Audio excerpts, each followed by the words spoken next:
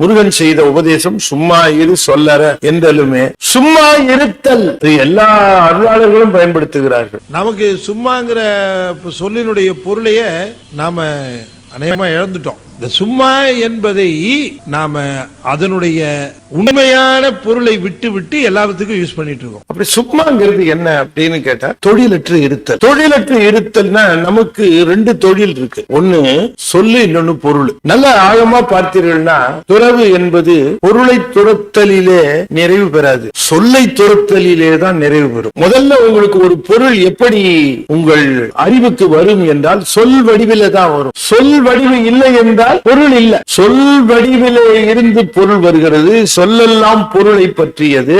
அப்ப துறவு என்பது வெறும் பொருள்களை நீக்குவது மட்டுமல்ல, சொல் வடிவில இருந்துகிட்டே இருக்கும் நம்ம கிட்ட. உதாரணமா சொல்லுகிறேன், பிரியாணி பொருள், பிரியாணி சொல்லு. நான் சொன்ன உடனே நீங்க பொருளை போய் பற்றி விட்டீர்கள். பொருள் இருக்கா? பொருள் இல்லை இங்க. ஆனா சொன்ன உடனே சொல்லு, சொன்ன உடனே போய் பொருளை பற்றிக்கிட்டு. அப்ப பொருளை விட முக்கியம் என்னன்னா பொருள் இருந்தால் தான் பற்றும், சொல் பொருள் இல்லாவிட்டாலும் பற்றும். சொல்லுக்கு அவ்வளவு முக்கியம். அதனால சொன்னார் சொல்ல அறன்னாரு. சொல்ல அற என்று சொன்னால் என்ன அர்த்தம்னா பேசாம இருன்னு அர்த்தம் இல்ல. வார்த்தைகளினாலே பொருள்களை பற்றுகிற அந்த நிலையிலிருந்து விடுபடுவாயா. ஏன் அப்படின்னு கேட்டா சொல்லு எப்படி வருகிறது என்று சொன்னால் விந்துல தொடங்கி சூக்கும பைசந்தி மத்திம வைகரி என்று அது சொல்லானது உருவெடுக்கும். அப்படி எண்ணமானது சொல்லாக உருவெடுத்து இங்க நிற்கும். சொல்லுகிற பொழுது அது வைகரியாக வரும். வைகரிக்கு முன்னால வரைக்கும் இங்க நிற்கும் அது சொல்லு. வைகரியா இருக்கிற பொழுது வெளியில வந்துடும். அப்படி இங்க வருகிற சொல்லானது சூக்குமையிலிருந்து தொடங்கி வரும், எண்ணத்திலிருந்து தொடங்கி வரும். எனவே சொல்லை இழக்க வேண்டும் என்று சொன்னால்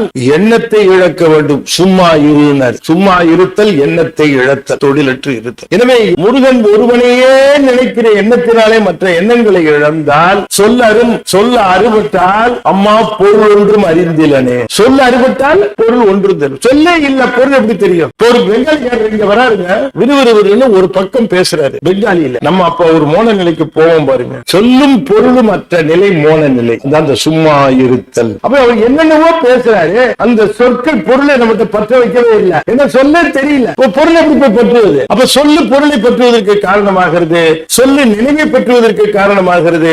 எனவே நினைவை இழந்து முருகனையே பற்றிக்கொள். எனவே சும்மா இரு என்று சொன்னால் சொல்லையும் பொருளையும் இழ, அதை சொல்லிலே தொடங்கு.